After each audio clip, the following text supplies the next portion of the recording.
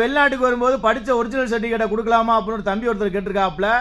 எந்த நாட்டிலையும் original certificate கேட்க மாட்டாங்க. நம்ம கவர்மெண்ட் வேலைக்கு போகும்போது தான் ஒரிஜினல் சர்டிஃபிகேட்டை வெரிஃபிகேஷன் பண்ணுறதுக்காண்டி கேட்பாங்க. அதுவும் திரும்ப கொடுத்துருவாங்க. நீங்கள் வெளிநாட்டுக்கு வரும்போது ஒரிஜினல் சர்டிஃபிகேட்டை கொடுக்குறீங்க அப்படின்னா நீங்கள் திரும்ப வாங்குறது கஷ்டமாகி போகிறீங்க. அப்படின்னா கான்ட்ராக்டை பேஸ் பண்ணி தான் உங்களுக்கு அந்த சர்டிஃபிகேட்டை கேட்குறாங்க. ஏன் அப்படின்னா நீங்கள் 2 வருஷமோ 3 வருஷமோ போடுறீங்க அப்படின்னா அதை மீறி இல்லை அப்படின்னா அதை முடிக்காமல் ஊருக்கு போக முடியாது.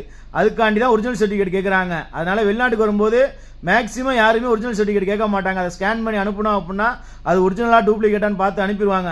நீங்கள் ஒரிஜினலாக கொடுத்துட்டீங்க அப்படின்னா அவங்களோட கான்ட்ராக்டுக்கு ஏற்ற மாதிரி உங்களுக்கு பிடிச்சிருந்தா மட்டும் நீங்கள் ஒரிஜினல் சர்டிஃபிகேட்டை கொடுங்க. இல்லை எனக்கு பிடிக்கல, இந்த வேலை பிடிக்கல அப்படின்னா ஒரிஜினல் சர்டிஃபிகேட்டை கொடுத்துறாங்க. தயவு செய்து தள்ளி விட்றாங்க. இங்கே வந்ததுக்கப்புறம் அம்மானாலும் முடியாது, ஆட்டுக்குட்டினாலும் முடியாது. ஏன் அப்படின்னு கேட்குறீங்களா? ஒரு இடம் நம்ம சைன் பண்ணிட்டோம் அப்படின்னா தலையெழுத்தாக மாற்ற முடியாது. நான் திரும்ப சொல்லிக்கிட்டு இருக்கேன். மேலும் தகவலுக்கு கமெண்ட் பண்ணுங்கள். அடுத்து என்ன சொல்கிறேங்கிறத அடுத்த வீடியோவில் பார்க்கலாம். நன்றி, வணக்கம் மக்களே.